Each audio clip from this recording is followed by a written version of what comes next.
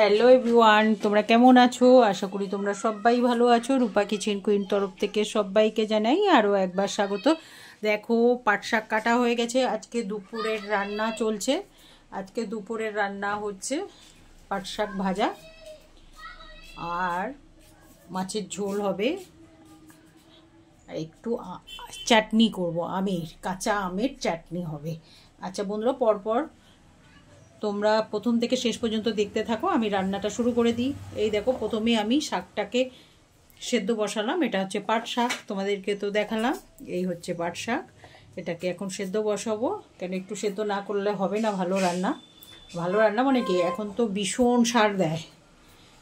এবার একটু সেদ্ধ করলে সারটা মানে জলটা ফেলে দিলেই ভালো হবে না।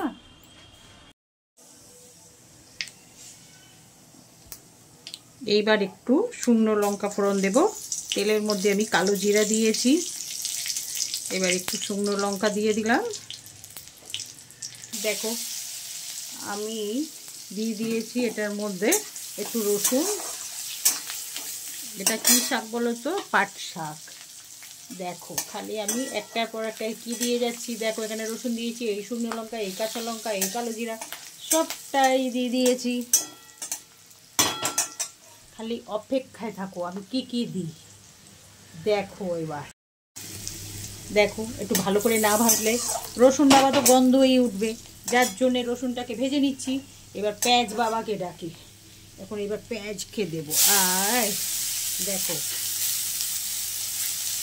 আমি রসুনটাকে দিয়ে এবার কাঁচা পেঁয়াজটাকেও এবার ভেজে নিচ্ছি। পেঁয়াজ বাবা বলছে, তুমি রসুন বাবাকে যখন করে ভেজে নিয়েছো, তাহলে পেঁয়াজ বাবাকেও ভাজো। আমি এবার পেঁয়াজটাকে ভেজে নিচ্ছি। দেখো, এবার একটু চিংড়ি মাছ দিয়ে দেব।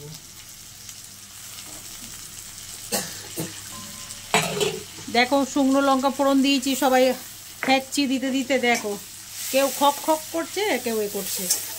বলো কি বলবো বন্ধুরা, লঙ্কারও ফোড়ন দেওয়ার মতন নেই। একটু শুকনো লঙ্কা ফোড়ন দিয়েছি।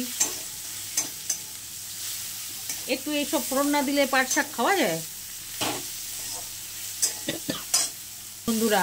একটু হ্যাকচি দিলে কিছু মনে করবে না। আর বলছি, পাট শাকটা যদি তোমরা খাও, সেদ্ধ করে নেবে বলো। এখন সব জিনিসে ভেজাল।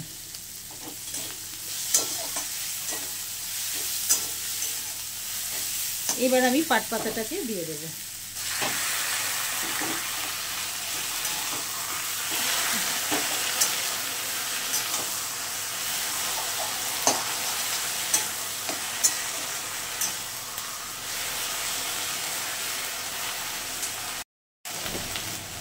এইবার দেখো, ঠিক পরিমাণ মতন বলো লবণ দিতে হবে।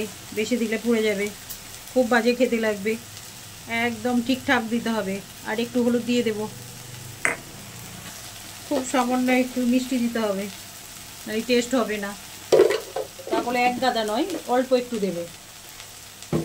তারপরে বলছি, যদি খাও তাহলে দেবে, নাহলে দেবে না। দেখো, এখনো একটু বাকি আছে,